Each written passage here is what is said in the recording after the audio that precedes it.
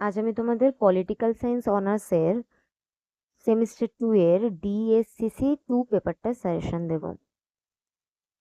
এখানে আমি মার্কস 10 এবং 20 দুটো একসাথে দিয়েছে। মডেল 1, প্রথম প্রশ্ন, ভারতীয় সংবিধানে প্রস্তাবনার প্রকৃতি ও তাৎপর্য আলোচনা করো। 2, ভারতে কেন্দ্র ও রাজ্যের মধ্যে প্রশাসনিক সম্পর্কটি আলোচনা করো। 3, ভারতীয় গণপরিষদে গঠন ও কার্যাবলী আলোচনা করো। 4, ভারতে কেন্দ্র ও রাজ্যের মধ্যে আইনগত সম্পর্কটি বর্ণনা করো। 5, ভারতীয় সংবিধানে উল্লেখিত মৌলিক স্বাধীনতার অধিকারটি আলোচনা করো। 6, ভারতীয় রাষ্ট্রপতির জরুরি ক্ষমতা আলোচনা করো।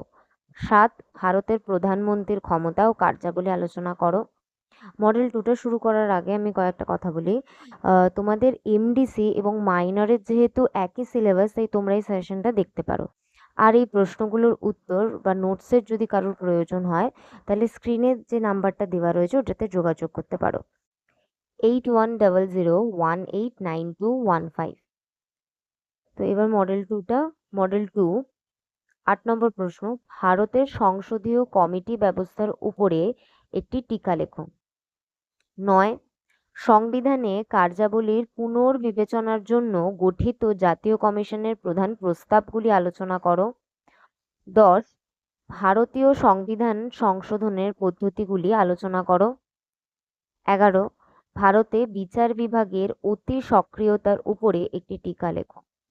12, লোকসভার স্পিকারের ভূমিকা আলোচনা করো। 13, ভারতের যে কোনো একটি রাজ্যের হাইকোর্টের কার্যাবলী আলোচনা করো। 14, ভারতের লোকসভা ও রাজ্যসভার সাংবিধানিক সম্পর্ক আলোচনা করো। কোনো রাজ্যের বিধানসভার মুখ্যমন্ত্রীর ভূমিকা ও পদমর্যাদা ব্যাখ্যা করো। 16, ভারতীয় সংসদের আইন পাশের পদ্ধতি আলোচনা করো। 17, ভারতের সুপ্রিম কোর্টের ক্ষমতা ও কার্যাবলী।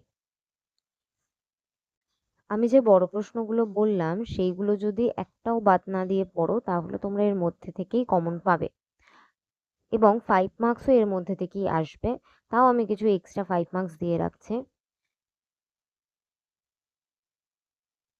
5 মার্কসের প্রথম প্রশ্ন, ভারতীয় সংবিধানে 386 নম্বর ধারাটি ব্যাখ্যা করো।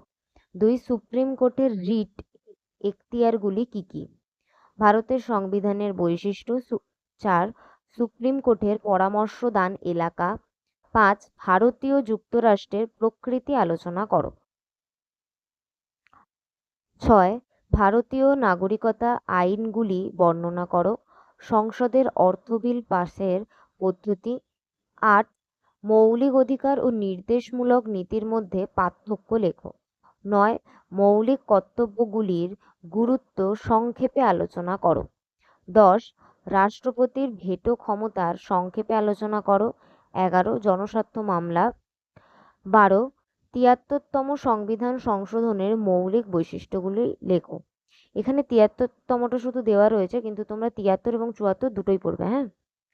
13, বিচার বিভাগীয় সক্রিয়তার বলতে কি বোঝায়? তোমরা যদি এই সাজেশনটা পুরো পড়ো, তাহলে এর থেকে 100% কমন পাবে, এর বাইরে কিছু আসবে না। আর তোমাদের যদি নোটসের প্রয়োজন হয়, তাহলে তোমরা স্ক্রিনে যে নাম্বারটা দেওয়া রয়েছে সেই নাম্বারটাতে যোগাযোগ করো। আর এই সাজেশনের পিডিএফটা নেওয়ার জন্য আমি ডেসক্রিপশন বক্সে একটা লিঙ্ক দিয়ে দেবো হোয়াটসঅ্যাপ গ্রুপের, ওটাতে জয়েন হয়ে যাও।